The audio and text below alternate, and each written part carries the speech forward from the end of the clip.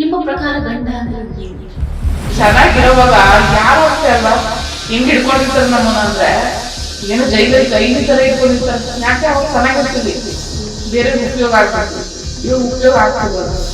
ಹೆಣ್ಮಕ್ಳಂದ್ರೆ ಸಾಕಷ್ಟು ನೋವುಗಳನ್ನ ಅನುಭವಿಸ್ತಿರ್ತಾರೆ. ಕೆಲವರು front camera, ಇನ್ನು ಕೆಲವರು ಬಿಹೈಂಡ್ ಕ್ಯಾಮ್ರಾ. ತುಂಬಾ ಜನ ಯೂಸ್ ಮಾಡ್ಕೊಳಕ್ ನೋಡಿದ್ರು, ಬಟ್ ಯೂಸ್ ಮಾಡ್ಕೊಳಂಗಿದ್ದೀನಿ ನಾನು ಬೇರೆ ತರ ಏನೋ ಗೊತ್ತಿಲ್ಲ. ನನ್ಗೆ ಅವೆಲ್ಲ ಬೇಕಾಗಿಲ್ಲ.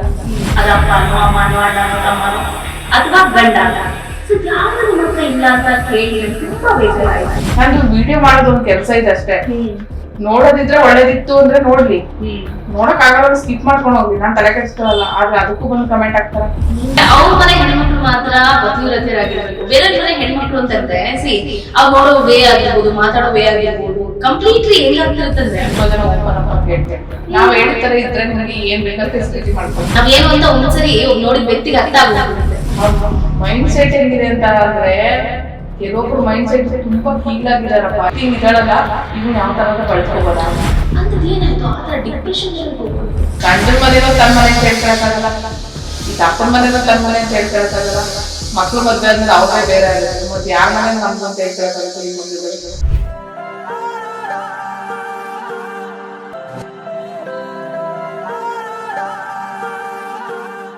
ಚೆನ್ನಾಗಿರೋ ಹೆಣ್ಮಕ್ಳು ಯಾವ್ದಕ್ಕೂ ತಲೆ ಕೆಡಿಸ್ಕೊಳಕ್ ಹೋಗುದಿಲ್ಲ. ಪಬ್ಬು ಬಾರು ರೆಸ್ಟೋರೆಂಟ್ ಬ್ಲಾ ಬ್ಲಾ ಸುತ್ತಾಡೋದಕ್ಕೆ ಟೈಮ್ ಇರೋದಿಲ್ಲ. ಅಂತದ್ರಲ್ಲಿ ನೋಡಿ ನೀವು ಏನೇ ಆದ್ರೂ ಕೂಡ ನನ್ಗೇನು ಆಗಿಲ್ಲ ಅಂತ ತೋರ್ಪಡಿಸ್ಕೊಳ್ಳೋದಕ್ಕೋಸ್ಕರನಾದ್ರೂ ಅಥವಾ ನಿಮ್ಮ ಈಗಾಗೆ ಹೇಳಿದ್ರು ನೀವು ನಿಮ್ಮ ಶತ್ರುಗಳ ಮುಂದೆ ಚೆನ್ನಾಗಿರ್ಬೇಕು ಅನ್ನೋದಕ್ಕೆ ಸಾಕಷ್ಟು ಪ್ರಯತ್ನವನ್ನ ಪಡ್ತಾ ಇದ್ರ. ಹೆಂಗೆಲ್ಲ ಮಾಡ್ತೀರ ಕ್ರಾಫ್ಟ್? ಅದನ್ನ ನೋಡಿದೀನಿ, ಮಣ್ಣಿಂದು ಅದೆಲ್ಲಾನು. ಇವಾಗ ಮಣ್ಣಿಂದು ಏನೋ ಒಂದು ಆದಾಯ ಬರುವಂತ ಕೆಲಸ ಮಾಡ್ತಾ ಇದೀನಿ. ಮೊದಲೆಲ್ಲ ವೇಸ್ಟ್ ವಸ್ತುಗಳನ್ನ ಯೂಸ್ ಮಾಡಿ ಕ್ರಾಫ್ಟ್ ಮಾಡುವಂತ ಚಾನಲ್ ಇತ್ತು. ಅಲ್ಲಿ ಯಾರು ನನ್ನ ಗುರ್ತಿಸ್ತಾ ಇರ್ಲಿಲ್ಲ. ಕ್ಯಾಮ್ರಾ ಹಿಂದೆ ವರ್ಕ್ ಮಾಡ್ತಾ ಇದೆ, ಯಾರು ಗುರ್ತಿಸ್ತಾರೆ ನನ್ನ? ಬರೀ ಕೈ ಮಾತ್ರ ಕಾಣಿಸ್ತಾ ಇತ್ತು, ನಾನ್ ಕಾಣಿಸ್ತಾ ಇರ್ಲಿಲ್ಲ. ನಂಗೆ ಒಬ್ರು ಹೇಳಿದ್ರು, ನೀವು ನಿಮ್ ಮುಖ ತೋರಿಸಿ ವಿಡಿಯೋ ಮಾಡಕ್ ಸ್ಟಾರ್ಟ್ ಮಾಡಿ ಅಂತ. ನಾನು ಏನ್ ಮಾಡ್ತೀನಿ, 2-3 ವರ್ಷದ ಹಿಂದೆ ನನ್ ವಿಡಿಯೋ ವೈರಲ್ ಆಗಕ್ ಸ್ಟಾರ್ಟ್ ಆಗಿದ್ದು ಹೆಂಗೆ ಅಂತ ಹೇಳಿದ್ರೆ, ನಾನು ಫಸ್ಟ್ ಹೇಳ್ತೀನಿ ಅವ್ರಿಗೆ ಒಂದ್ ಮನಸ್ಸಿಗೆ ಮುಟ್ಟೋ ಒಂದು ಟ್ಯಾಗ್ ಲೈನ್ ಹಾಕ್ತೀನಿ ನಾನು. ಆಕ್ಸಿಡೆಂಟ್ ಆದ್ಮೇಲೆ ಈ ತರ ಆಯ್ತು ಅನ್ನೋ ತರ, ಬಿಫೋರ್ ಆಫ್ಟರ್ ಆತರ ಒಂದು ಲೈನ್ ಹಾಕಕ್ಕೆ. ಅಂದ್ರೆ ಆಕ್ಸಿಡೆಂಟ್ ಆದ್ಮೇಲೆ ಇದು ನಾನು ಸ್ಟಾರ್ಟ್ ಮಾಡಿದ್ದು. ಸೋಷಿಯಲ್ ಮೀಡಿಯಾ ಜರ್ನಿ ಸ್ಟಾರ್ಟ್ ಮಾಡಿದ್ದೆ ಅವಾಗಿಂದ. 2-3 years ಕಂಪ್ಲೀಟ್ಲಿ ಬೆಡ್ ರೀಡ್. ನಾನು ಆ ಕಂಪ್ಲೀಟ್ಲಿ ಬೆಡ್ ರಿಡನ್ ಟೈಮ್ ಅಲ್ಲಿ ಕೂಡ ನಾನು ಕ್ರಾಫ್ಟ್ ಚಾನಲ್ ಮಾಡ್ತಾ ಇದ್ದೆ. ನಂಗೆಲ್ಲ ಬೈಯೋದ್ ಮನೇಲಿ, ನೀನ್ ತಿಕ್ಲಿನಾ ಎಲ್ಲಾ ಕೆಲ್ಸಗಳು ಹಿಂಗೆಲ್ಲ ವೇಸ್ಟ್ ವಸ್ತುಗಳನ್ನೆಲ್ಲ ಡಸ್ಟ್ಬಿನ್ ಅಲ್ಲೆಲ್ಲ ಹಾಯ್ಕೊಂಡ್ ಬರ್ತೀಯ, ಏನೋ ವಿಡಿಯೋ ಮಾಡ್ತೀಯ, ಏನೋ ಮಾಡ್ತೀಯ, ನಿಮ್ಗೆ ಏನ್ ಮಾಡೋ ಕೆಲಸ ಇಲ್ವಾ ಅನ್ನೋ ತರ ಬೈಯೋರು. ನಾನು ಯಾರು ಬೈಕೊಂಡ್ರು ನಾನು ಆಕ್ಟಿವ್ ಆಗಿದ್ದೀನಿ. ನನ್ನ ಮೈಂಡ್ ನಾನು ಡೈವರ್ಟ್ ಮಾಡ್ಕೋಬೇಕಾಗಿತ್ತು. ತುಂಬಾ ಡಿಪ್ರೆಷನ್ ಲೆವೆಲ್ ಅಲ್ಲಿ ಇದ್ದೆ. ಯಾವ ತರ ಅಂತ ಕೇಳಿ 2 ಸಾರಿ ಸೂಸೈಡ್ ಅಟೆಂಪ್ಟ್ ಮಾಡಿದ್ರು ನಾನು. ನನ್ ಮಗು ನನ್ನ ಹತ್ರ ಸೇರ್ಸ್ಕೊತಾ ಇರ್ಲಿಲ್ಲ. ಯಾವ ತರ ಡಿಪ್ರೆಷನ್ ಹೋಗಿರ್ಬೋದು. ಅಂತದ್ ಏನಾಯ್ತು ಆತರ ಡಿಪ್ರೆಷನ್ ಲೆವೆಲ್ ಹೋಗುವಂತದ್ದು? ಸ್ಪೈನ್ ಇಂಜುರಿ ವ್ಯಕ್ತಿ ಯಾರಾದ್ರೂ ಮಾತಾಡ್ಸೋರು ನೀವು ಅವ್ರು ಹೇಳೋದೇನ್ ಗೊತ್ತಾ, ನಾನು ಸೂಸೈಡ್ ಎಷ್ಟು ಸಾರಿ ಅಟೆಂಪ್ಟ್ ಮಾಡಿದೀನೋ ಗೊತ್ತಿಲ್ಲ, ಆದ್ರೂ ಬದುಕಿದೀನಿ, ಏನ್ ಬದುಕಿದೀನೋ ಗೊತ್ತಿಲ್ಲ. ಆನ್ಸರೇ ಗೊತ್ತಿಲ್ಲ. ಜೀವನ ಮಾಡ್ತಾ ಇದೀವಿ ನಾವು ಸೋಷಿಯಲ್ ಮೀಡಿಯಾ ಅನ್ನೋದ್ಕಿಂತ ನಿಜವಾಗ್ಲೂ ಬದುಕಕ್ಕೆ ಇಷ್ಟ ಆಗಲ್ಲ ನಮ್ಗೆ. 80% ಡಿಸಬಿಲಿಟಿ ತುಂಬಾ ಇದೆ.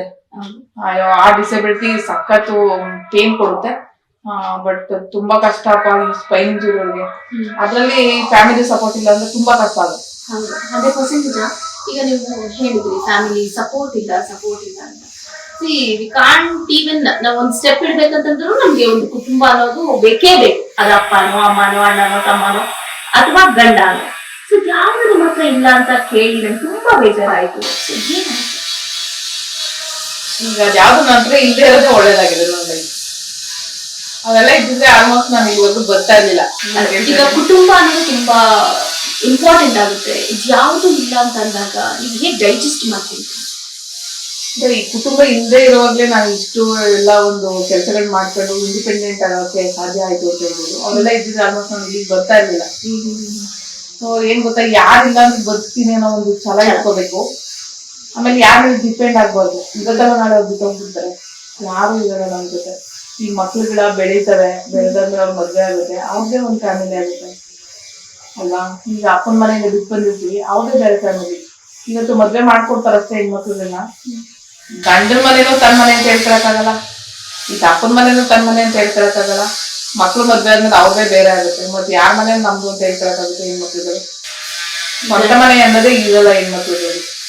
ಮತ್ ಯಾರಿಗೋಸ್ಕರ ಬದುಕ್ಬೇಕು? ಅಪ್ಪನ ಮನೇಲಿ ಅವ್ರಿಗೆಲ್ಲ ಮಾಡಿ 20 ವರ್ಷ ಬರ್ತೀವ, ಗಂಡನ ಮನೇಲಿ ಜೀವನ ಪೂರ್ತಿ ಮಾಡ್ತೀವ, ಮತ್ತೆ ಯಾರು ಒಂದು ಮರ್ಯಾದೆ ಇರಲ್ಲ ಹೆಣ್ಮಕ್ಳುಗಳಿಗೆ. ಬಟ್ ಇವತ್ತು ನಾನು ಇಂಡಿಪೆಂಡೆಂಟ್ ಲೈಫ್ಗೆ ನಿಜವಾಗ್ಲೂ ಈಗ ನಾನು ಜೀವನ ಮಾಡ್ಕೊತಾರೆ ಅಂತ ಖುಷಿಯಾಗಿರ್ಬೋದು. ಬಟ್ ಹಿಂಗಾದ್ಮೇಲೆ ನನ್ನ ಹೊರಗಡೆ ಬಿಟ್ರಲ್ವಾ, ಅದೊಂದು ಕೊರಗಿದೆ ನನಗೆ. ಚೆನ್ನಾಗಿರೋವಾಗ ಯಾರು ಅಷ್ಟೇ ಅಲ್ವಾ, ಹೆಂಗ್ ಹಿಡ್ಕೊಂಡಿರ್ತಾರೆ ನಮ್ಮನ್ನ ಅಂದ್ರೆ ಏನೋ ಜೈಲಲ್ಲಿ ಕೈದಿ ತರ ಇಟ್ಕೊಂಡಿರ್ತಾರೆ. ಯಾಕೆ ಅವಾಗ ಚೆನ್ನಾಗಿರ್ತೀವಿ, ಬೇರೆಯವ್ರಿಗೆ ಉಪಯೋಗ ಆಗ್ಬಿಡ್ತೀವಿ. ಇವಾಗ ಉಪಯೋಗ ಆಗ್ತಿಲ್ವಲ್ಲ, ಅವ್ರಿಗೂ ಉಪಯೋಗ ಆಗ್ತಿಲ್ಲ, ಬೇರೆಯವ್ರಿಗೂ ಉಪಯೋಗ ಆಗಲ್ಲ ಅಂದಾಗ ರೋಡಿಗೆ ತಂದ್ಬಿಡ್ತಾರೆ ಹೆಣ್ಮಕ್ಳೆಲ್ಲ. ಪರಿಸ್ಥಿತಿ ಹೆಂಗಿದೆ? ಅದು ಒಂಥರ ಬಾಳೆಹಣ್ಣು ಸಿಪ್ಪೆ ಸರ್, ಹಣ್ಣು ತಿಂದು ಸಿಪ್ಪೆ ಸಿಗುತ್ತೆ. ಆ ಸಿಪ್ಪೆ ಯೂಸ್ ಆಗಲ್ಲ ಅಂತ ಗೊತ್ತಿರುತ್ತಲ್ಲ, ಅವಾಗ ಆ ಟೈಮಲ್ಲಿ ಬಿಡ್ತಾರೆ ನೋಡಿ ಬೀದಿಗೆ. ಹೆಂಗಾದ್ರೂ ಬರ್ಬೋದು ಅವಳು. ಕೆಟ್ಟ ದಾರಿಗಾರು ಬೀಳಿ, ಕೆಟ್ಟ ದಾರಿ ಅವಶ್ಯಕತೆ ಇಲ್ಲ ಅವ್ರಿಗೆ. ಚೆನ್ನಾಗಿರೋಗ್ ಬಿಟ್ರೆ ಕೆಟ್ಟ ದಾರಿಗೆ ಮಾನವರಿಗೆ ಹೋಗ್ಬಿಡುತ್ತೆ ಅವ್ರಿಗೆ. ಈ ತರ ಆದ್ಮೇಲೆ ಬಿಟ್ರೆ ಏನ್ ಹೋಗುತ್ತೆ? ಇಟ್ಕೊಂಡ್ರೆ ಜೀವನ ಪೂರ್ತಿ ಅವ್ರು ಇಟ್ಕೋಬೇಕಾಗುತ್ತಲ್ಲ. ನಿಮ್ಮ ಪ್ರಕಾರ ಗಂಡ ಅಂದ್ರೆ ಏನು? ಅದಕ್ಕೊಂದು ಅರ್ಥನೇ ಇಲ್ಲ ನನ್ನ ಪ್ರಕಾರ. ನನ್ನ ಜೀವನದಲ್ಲಿ ಅದಕ್ಕೆ ಅರ್ಥ ಇಲ್ಲದೆ ಇರುವಂತದ್ದು. ಅವನು ಗಂಡ ಅಂತ ಒಂದ್ಸಾರಿ ಜವಾಬ್ದಾರಿ ತಗೊಂಡ್ಮೇಲೆ ಅವ್ರು ಸಾಯ್ಲಿ ಬದುಕ್ಲಿ ಕೊನೆವರೆಗೂ ಜೊತೆಗಿರ್ಬೇಕು. ಪ್ರೀತಿನೇ ಇಲ್ಲದೆ ಜೊತೆಗೆ ಒಂದ್ ವಸ್ತು ತರ ಯೂಸ್ ಮಾಡ್ಕೊಳ್ಳೋರ್ಗೆ ನಿಜವಾಗ್ಲೂ ಗಂಡ ಅಂತ ಯಾವತ್ತೂ ಅನ್ನಕ್ಕಾಗಲ್ಲ. ಕೆಲ್ಸಕ್ಕೆ ಮಾತ್ರ ಯೂಸ್ ಮಾಡ್ಕೊಳ್ಳೋದಿದಲ್ವಾ, ಅಂತವ್ರಿಗೆ ಮದ್ವೆನೆ ಬೇಕಾಗಿರಲ್ಲ. ನೋಡೋದಕ್ಕೆ ನೀವು ಇಷ್ಟು ಚೆನ್ನಾಗಿದ್ದೀರಾ, ತುಂಬಾ ಟ್ಯಾಲೆಂಟ್ ಇದ್ದೀರಾ. ನಂಗೆ ನಿಜವಾಗ್ಲೂ ಹೇಳ್ತೀನಲ್ಲ, ಒಂದು ಸೋಷಿಯಲ್ ಮೀಡಿಯಾದಲ್ಲಿ ನಿಮ್ಗೆ ಆದಂತಹ ಒಂದು ವೈಬ್ ಇದೆ. ಯೂಶಲಿ ಹೇಳ್ಬೇಕು ಅಂತಂದ್ರೆ ನಿಮ್ಗೆ ಅದರಲ್ಲೂ ಮುಖ್ಯವಾಗಿ ಹೆಣ್ಣು ಮಕ್ಳು ಅಂದ್ರೆ ಹಿಂಗಿರ್ಬೇಕು. ಯಾಕಂದ್ರೆ ನೋಡಿ, ಹೆಣ್ಣು ಮಕ್ಳು ಅಂದ್ರೆ ಸಾಕಷ್ಟು ನೋವುಗಳನ್ನ ಅನುಭವಿಸ್ತಿರ್ತಾರೆ. ಕೆಲವರು ಫ್ರಂಟ್ ಕ್ಯಾಮ್ರಾ, ಇನ್ನು ಕೆಲವರು ಬಿಹೈಂಡ್ ಕ್ಯಾಮ್ರಾ, ಇನ್ನು ಕೆಲವರು ನಿಮ್ಮ ತರ ಅಂದ್ರೆ ಏನು, ನನ್ಗಾಗಿರೋ ನೋವನ್ನ ನಾನು ತೋರಿಸ್ಕೋಬೇಕು ಬೇಡವೋ, ಅದು ಆತರ ಕನ್ಫ್ಯೂಷನ್ ಇದ್ರೂ ಕೂಡ ನಾನು ಅವ್ರ ಮೇಲೆ ಡಿಪೆಂಡ್ ಆಗ್ಬಾರ್ದು ಅಂತ ಇಷ್ಟೊಂದೆಲ್ಲ ಕೆಲಸ ಮಾಡ್ತಿದ್ರೆ ಅಂತ ಮಹಿಳೆಯರಿಗೆ ನೀವೇನ್ ಹೇಳ್ತೀರಿ? ಈಗ ತೆರೆ ಮರೆಯಲ್ಲಿ ತುಂಬಾ ಜನ ಹೆಣ್ಮಕ್ಳುಗಳು ಕಷ್ಟ ಪಡ್ತಿದ್ದಾರೆ. ಅವ್ರು ಬಂದು ನಮ್ ತರ ಸೋಷಿಯಲ್ ಮೀಡಿಯಾದಲ್ಲಿ ಹೇಳ್ಕೊಳಕ್ಕಾಗಲ್ಲ. ನಾನು ಇಷ್ಟ ದಿನ ಹೇಳ್ಕೊಂಡಿರ್ಲಿಲ್ಲ. ಯಾಕೆ ಇಷ್ಟು ಧೈರ್ಯವಾಗಿ ನಿಂತಿದ್ದೀನಿ ಅಂದ್ರೆ ನಂಗೆ ನ್ಯಾಯ ಸಿಗ್ತಾ ಇಲ್ಲ, ಅದಕ್ಕೆ ಸೋಷಿಯಲ್ ಮೀಡಿಯಾದಲ್ಲಿ ಬಂದು ಹೇಳ್ತಾರೆ. ತುಂಬಾ ಜನ ಹೇಳ್ತಾರೆ, ನೀವು ಹೇಳ್ತೀರಾ, ನಿಮ್ದೆ ಒಂದು ಕತೆ ಮಾಡ್ಕೊಂಡಿದ್ದೀರಾ, ಬರ್ತೀರಾ ಸೋಷಿಯಲ್ ಮೀಡಿಯಾದಲ್ಲಿ ಹೇಳ್ತೀರಾ, ಅಳ್ತೀರಾ. ಅಲ್ಲೋಗಿ ಕಂಪ್ಲೇಂಟ್ ಮಾಡಿ, ನಾನು ಎಲ್ಲಾ ಕಡೆ ಮಾಡ್ತಾ ಇದ್ದೀನಿ, ಕೋರ್ಟ್ ಹೋಗಿದ್ದೀನಿ, ಪೊಲೀಸ್ ಸ್ಟೇಷನ್ ಹೋಗಿದ್ದೀನಿ, ಯಾರು ನ್ಯಾಯ ಕೊಡ್ತಾ ಇಲ್ಲ. ಮತ್ತೆ ಅಟ್ಲೀಸ್ಟ್ ಯಾರು ತಲುಪೋರ್ಗೆ ತಲುಪಲಿ ಅನ್ನೋದು ನನ್ನ ಒಂದು ಇದು ಆಸೆ. ಹೋಗ್ಬೇಕು, ಅದು ಅಲ್ಲಿವರೆಗೂ ರೀಚ್ ಆಗ್ಬೇಕು ಅನ್ನೋದೊಂದು ನನ್ನ ದೃಷ್ಟಿಕೋನ. ಯಾರೊಬ್ರು ರೀಚ್ ಆಗಿ ಅವ್ರು ನನಗ್ ನ್ಯಾಯ ಕೊಡಿಸ್ಬೋದು ಅನ್ನೋದು. ಸೊ ಎಲ್ಲಾನು ಮೀಟಿ ಇವತ್ತು ನಾನು ಕೋರ್ಟ್ಗೆ ಹೋಗ್ಬೇಕಾದ ಪರಿಸ್ಥಿತಿ ಬಂತು. ಯಾರಿಂದನೂ ಆ ಮನುಷ್ಯ ಕೇಳಲಿಲ್ಲ. ಪರವಾಗಿಲ್ಲ ಬಿಡಿ, ನನ್ನ ಹಕ್ಕುಗಳೇನಿದೆ ನಾನು ಅದನ್ನ ತಗೋಬೇಕು. ನನ್ನ ಜೀವನ ಹೋಗಿದೆ ಆಲ್ರೆಡಿ. ಸೊ ನನ್ನ ಹಕ್ಕುಗಳೇನಿದೆ ಅದನ್ನ ತಗೊಳೋದಕ್ಕೆ ನಾನು ಪ್ರಯತ್ನ ಪಡ್ತಾ ಇದ್ದೀನಿ. ಅದು ಸೋಷಿಯಲ್ ಮೀಡಿಯಾದಲ್ಲಿ ಒಳ್ಳೆಯದ್ರ ಮೂಲಕ ಮಾಡ್ತಾ ಇದ್ದೀನಿ. ಕೆಲವು ಜನಕ್ಕೆ ನನ್ನ ವಿಷಯ ತಪ್ಪಾಗಿ ಕಾಣಿಸ್ಬೋದು, ಕಾಣಿಸ್ಲಿ ಬಿಡಿ, ನಾನು ಕರೆಕ್ಟ್ ಆಗಿದ್ದೀನಿ, ನಾನು ಯಾಕೆ ಬೇರೆಯವ್ರು 100%. ಮೇಡಮ್, ಈಗ ಕಾಮೆಂಟ್ಸ್ ಗಳನ್ನೋದು ಒಂದೊಂದ್ಸರಿ ಮನುಷ್ಯನ ಯಾವ ಲೆವೆಲ್ ಬೇಕಾದ್ರೂ ತಗೊಂಡೋಗ್ಬಿಡುತ್ತೆ. ನಂಗೆ ತಗೊಂಡಿದೆ ಅಲ್ವಾ? ಸೊ ಒಳ್ಳೇದು ಕೆಟ್ಟದ್, ಜನ ಒಳ್ಳೇದ್ ಮಾತಾಡೋದಕ್ಕಿಂತ ಬರೀ ಕೆಟ್ಟದ್ ಮಾತಾಡೋದೇ ಜಾಸ್ತಿ. ಅದ್ರಲ್ಲಿ ಎಷ್ಟೇ ಒಳ್ಳೆಯವರಾದ್ರೂ ಕೂಡ ನನ್ನಲ್ಲಿ ಹುಡುಕೋದು ಜಾಸ್ತಿ. ಸೊ ನೀವ್ ಆ ತರದ್ ಸಿಚುವೇಶನ್ ಫೇಸ್ ಮಾಡಿದೀರಾ? ನನ್ನ ನೋಡಿ, ನೀವು ನನ್ನ ಪರಿಸ್ಥಿತಿಗೆ ಯಾರಾದ್ರೂ ನೆಗೆಟಿವ್ ಕಮೆಂಟ್ ಹಾಕ್ಬೇಕು ಅಂತ ಅನ್ಸುತ್ತಾ? ನೋವೇ. ಅದ್ರಲ್ಲೂ ನೋಡಿರೋ ಜನ, ನನ್ನ ಪರಿಸ್ಥಿತಿ ನೋಡಿರೋ ಜನ ಕೆಲವೊಂದ್ ಫೇಕ್ ಅಕೌಂಟ್ ಇಟ್ಕೊಂಡು ಬೇಕು ಅಂತ ಕೆಲವೊಂದ್ ಕಮೆಂಟ್ ನ ಕೆಟ್ಟದಾಗ ಹಾಕ್ತಾರೆ. ಸೊ ಹಾಕೋರ್ಗೆಲ್ಲ ತಲೆ ಕೆಡ್ಸ್ಕೊಂಡ್ ಕುತ್ಕೊಂಡಾಗಲ್ಲ. ಅದು 99 ಜನ ನನ್ಗೆ ಒಳ್ಳೇದೇ ಕಮೆಂಟ್ ಹಾಕಿದ್ರು. ಅದ್ ಯಾರು 1% ಹಾಕ್ತಾರಲ್ವಾ, ಅದ್ರೊಳಗೆಲ್ಲ ಹುಡುಕನೇ ಹಿಡ್ಕೊತೀವಿ ನಾವು. ಯಾಕೆಂದ್ರೆ ನಾವು ಅದೊಂದ್ ಪರ್ಸೆಂಟ್ ನ ತಡ್ಕೊಳಕ್ ಆಗಲ್ಲ ನಮ್ಗೆ. ಅವ್ರಿಗೆ ಗೊತ್ತು ನಮ್ ವೀಕ್ ಮೈಂಡ್ ಏನೋ ಅಂತ ತಿಳ್ಕೊಂಡಿದಾರೆ, ನಮ್ ವೀಕ್ನೆಸ್ ಏನೋ ಅಂತ ತಿಳ್ಕೊಂಡಿದ್ದಾರೆ. ಹಂಗಾಗಿ ಕೆಟ್ಟ ಕಮೆಂಟ್ ಆಗ್ತಾನೆ. ಅದ್ರಲ್ಲಿ ಏನು ತಲೆ ಕೆಡ್ಸ್ಕೊಳಲ್ಲ ನಾವು. ಬಟ್ ಅವ್ರಿಗೆಲ್ಲ ಸುಮ್ನೆ ಏನೋ ಕೆಲ್ಸ ಇರಲ್ಲ. ಒಂದು ನಮ್ಗೆ ಹೇಳ್ತಾರೆ ಕೆಲ್ಸ ಇಲ್ಲದೆ ವಿಡಿಯೋ ಮಾಡ್ತೀಯ ಅಲ್ಲ, ಅದೊಂದು ಕೆಲ್ಸ. ನನಗೆ ವಿಡಿಯೋ ಮಾಡೋದು ಒಂದ್ ಕೆಲ್ಸ, ದುಡಿಯೋದು ಒಂದ್ ಕೆಲ್ಸ. ಅದರಿಂದ ಏನೋ ಒಂದ್ ಅನ್ನ ಆಗ್ತಿದೆಯಲ್ಲ, ಅದಕ್ಕೋಸ್ಕರ ಮಾಡ್ತೀನಿ. ಬಟ್ ಅದನ್ಬಿಟ್ಟು ಏನೇನೋ ಮಾಡಾಕಲ್ಲ. ನಾನು ಉಪಯೋಗ ಆಗೋದನ್ನೇ ವಿಡಿಯೋ ಮಾಡಾಕ್ತೀನಿ. ಅದನ್ನ ನೋಡಕ್ಕೂ ಒಂದಷ್ಟು ಜನ ಮಾತಾಡ್ತಾರೆ. ಮಾತಾಡ್ಕೊಳ್ಳೋರ್ಗೆಲ್ಲ ತಲೆ ಕೆಡ್ಸ್ಕೊಳಲ್ಲ. ತುಂಬಾ ಜನ ಸಪೋರ್ಟರ್ ಇದ್ದಾರೆ ನನಗೆ. ತುಂಬಾ ಜನ ಎಷ್ಟೋ ಕಷ್ಟದಲ್ಲಿದ್ದೀನಿ ಅನ್ನೋ ಟೈಮಲ್ಲಿ ಹೆಲ್ಪ್ ಮಾಡಿದ್ದಾರೆ. ತುಂಬಾ ಜನ ಲೇಡೀಸ್ ಹೆಲ್ಪ್ ಮಾಡಿದ್ದಾರೆ. ಅದ್ರಲ್ಲಿ ಹೌದು. ಸ್ನೇಹಕ್ಕೆ ಎಷ್ಟು ಬೆಲೆ ಕೊಡ್ತೀರಾ? ಯಾಕಂತಂದ್ರೆ ನಾವು ನೋಡಿದೀವಿ ನಿಮ್ಮ ಸ್ನೇಹ, ಒಂದಷ್ಟು ವಿಡಿಯೋಸ್ ಗಳನ್ನ ನೋಡಿದೀವಿ. ನಿಮ್ಗೆ ಸಹಾಯ ಮಾಡಿರುವಂತಹ ಮಹಿಳೆಯರನ್ನು ಕೂಡ ಗಮನಿಸಿದೀವಿ. ಅವ್ರ ಬಗ್ಗೆ ಏನ್ ಹೇಳ್ತೀರಿ ಅಂತ? ನಿಜ, ಅವರೆಲ್ಲೋ ತೆರೆಮರೆಯಲ್ಲಿ ಇದ್ದಾರೆ, ಎಲ್ಲೋ ವಿಡಿಯೋದಲ್ಲಿ ನೋಡ್ತಾರೆ. ಅವ್ರಿಗೆ ಗೊತ್ತಿರಲ್ಲ ನಾನು ಜೆನ್ಯೂನ್ ಇದೀನಾ ಇಲ್ವಾ ಗೊತ್ತಿಲ್ಲ. ವಿಡಿಯೋ ಮೂಲಕ ಅಷ್ಟೇ ನೋಡಿರ್ತಾರೆ. ಆದ್ರೂ ನಾನು ನಂಬಿ ಎಷ್ಟೋ ಸಾರಿ ಹೆಲ್ಪ್ ಮಾಡಿದ್ದಾರೆ. ಅವ್ರಿಗೆ ತುಂಬಾ ಥ್ಯಾಂಕ್ಸ್ ಹೇಳ್ತೀನಿ. ಒಂದ್ ವಿಡಿಯೋ ಅಷ್ಟು ಒಂದು ಸೋಷಿಯಲ್ ಮೀಡಿಯಾ ಅಲ್ಲಿವರೆಗೂ ರೀಚ್ ಮಾಡಿದ್ದಾರೆ ನನ್ನನ್ನ. ಆಮೇಲೆ ನಾನು ಜೆನ್ಯೂನ್ ಅನ್ನೋದನ್ನ ಒಂದ್ ವಿಡಿಯೋ ಮೂಲಕನೇ ಅವ್ರು ನಂಬಿರ್ತಾರಲ್ವಾ. ಪ್ರತಿದಿನ ವಿಡಿಯೋ ಮಾಡ್ತೀನಿ, ಪ್ರತಿದಿನ ಏನೆಲ್ಲ ಮಾಡ್ತೀನಿ, ಪದೇ ಪದೇ ತೋರ್ಪಡಿಸ್ಕೊಳ್ಳೋದು ಬೇಡ ಅಲ್ವಾ. ಹೌದು, ನಾವೇನು ಅಂತ ಒಂದ್ಸರಿ ನೋಡಿದ ವ್ಯಕ್ತಿಗೆ ಅರ್ಥ ಆಗೋಗ್ಬಿಡುತ್ತೆ.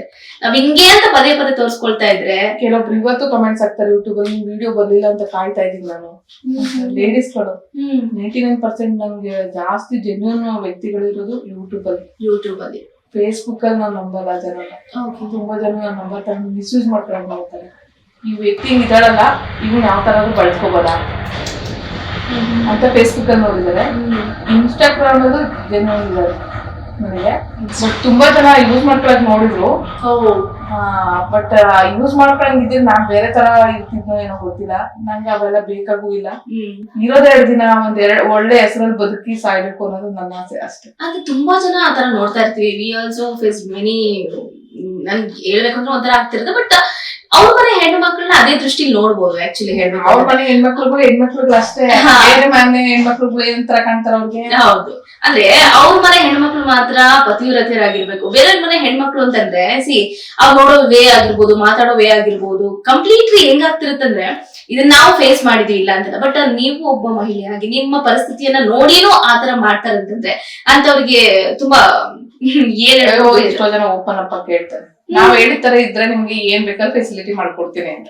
ಓಕೆ, ಅಲ್ಲ ಅದೇ ಇವಾಗ ತಗೊಂಡ್ ಏನ್ ಮಾಡ್ಬೇಕು ನಾನೇನು ಒಳ್ಳೆ ಕಾರಲ್ಲಿ ಹತ್ಕೊಂಡು ಹೋಗಿ ನಾನೇ ಹೊಡ್ಸ್ಕೊಂಡು ಹೋಗಕ್ಕಾಗತ್ತಾ? ಇಲ್ಲ ಒಂದ್ ಒಳ್ಳೆ ಬಟ್ಟೆ ಹಾಕೊಂಡು ಏನಾದ್ರು ರ್ಯಾಂಪ್ ವಾಕ್ ಮಾಡೋ ತರನೋ, ಇಲ್ಲ ಎಲ್ಲೋ ಫೋಟೋ ಶೂಟ್ ಮಾಡೋ ತರನೋ, ಏನೋ ಫ್ಯಾಷನ್ ಮಾಡೋ ತರನೋ ಮಾಡಕ್ ಸಾಧ್ಯನೋ ನಾನು? ಇವತ್ ಏನೇ ಕೋಟಿ ಕೊಟ್ರು ನಾನು ಅದನ್ನೇನು ಮಾಡಕ್ಕಾಗಲ್ಲ. ಒಳ್ಳೆ ಬಟ್ಟೆ ಹಾಕ್ಬೋದಾ, ಒಳ್ಳೆ ತಿಂಡಿ ತಿನ್ಬೋದಾ, ಅಷ್ಟ್ ಬಿಟ್ರೆ ಈ ನೋವು ಇದ್ದೇ ಇರುತ್ತಾ? ಇದೆಲ್ಲ ಚೇಂಜ್ ಆಗ್ಬಿಡುತ್ತಾ? ಅಂದ್ರೆ ಅವ್ರಿಗೆ ಏನು ಅಂದ್ರೆ ಹೆಣ್ಣು ಮಕ್ಳು ದೇಹದ ಬಗ್ಗೆ ಮಾತಾಡ್ತಾರೆ ಹೊರತು ಅವ್ರನ್ನ ಹೇಗ್ ನೋಡ್ಕೋಬೇಕು ಅನ್ನೋ ಮೆಂಟಾಲಿಟಿ ಇರೋದಿಲ್ಲ. ಸೊ ಜಸ್ಟ್ ನೋಡೋದು ಚೆನ್ನಾಗಿದ್ದಾರೆ.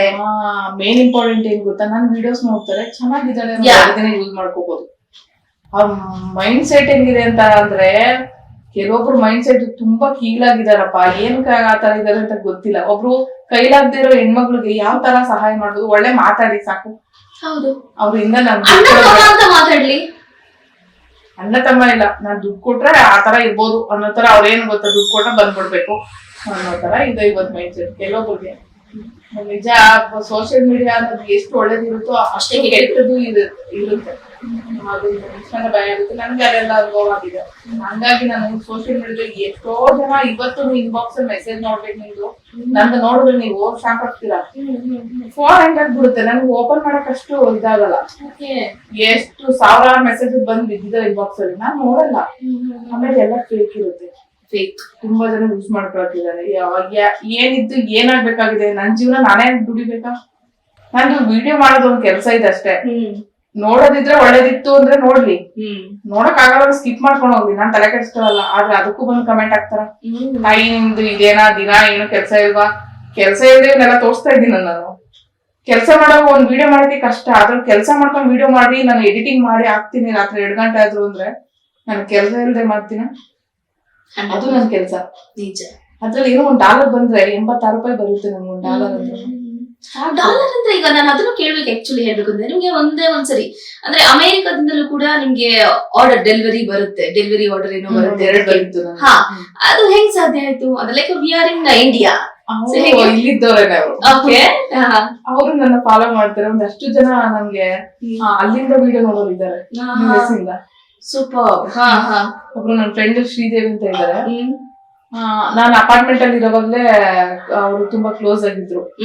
ಅವಾಗ ವೆಜಿಟೇಬಲ್ ಕಾರ್ವಿಂಗ್ ಕ್ಲಾಸ್ ಹೋಗ್ತಾ ಇದ್ದೆ ನಾನು ಲಾಲ್ ಬಾಗ್ ಅಲ್ಲಿ. ಒಂಥರ ಮೈಂಡ್ ನನ್ಗೆ ತುಂಬಾ ಚೇಂಜಸ್ ಮಾಡೋದಕ್ಕೆ ಅವರೇ ಕಾರಣ ಅಂತ ಹೇಳ್ಬೋದು. ಯಾಕಂದ್ರೆ ಹೊರಗಡೆ ನಾನು ಬರ್ತಾನೆ ಇರ್ಲಿಲ್ಲ, ಫುಲ್ ಬೆಡ್ ರಿಡನ್. ಅವ್ರ ಈ ತರ ಐಡಿಯಾಗಳು ಕೊಡೋರು, ಅಲ್ಲೋಗೋಣ ಇಲ್ಲೋಗೋಣ ಅಂತ. ಅವರಿಂದ ಟೆರಕುಟ ಕಲಿಯುವಾಗ ತುಂಬಾ ಹೆಲ್ಪ್ ಮಾಡಿದಾರೆ ಅವರು. ನಾನು ಈ ಟೆರಕುಟ ಬಿಸ್ನೆಸ್ ಬರೋದಕ್ಕೆ ಕಾರಣ ಅವ್ರೆ ಅಂತ ಹೇಳ್ಬೋದು. ಯಾಕಂದ್ರೆ ಅವತ್ತು ನನ್ಗೆ ಅಪ್ರೋಚ್ ಮಾಡಿದ್ರು, ನೋಡಿ ನೀವು ಟೆರಕುಟ ಕಲ್ತ್ಕೊಂಡ್ರೆ ತುಂಬಾ ಉಪಯೋಗ ಇದೆ. 26-27 ಜನದಲ್ಲಿ ಇವತ್ತು ನಾನು ಒಬ್ಳೇ ಮಾಡ್ತಾ ಇದ್ದೀನಿ.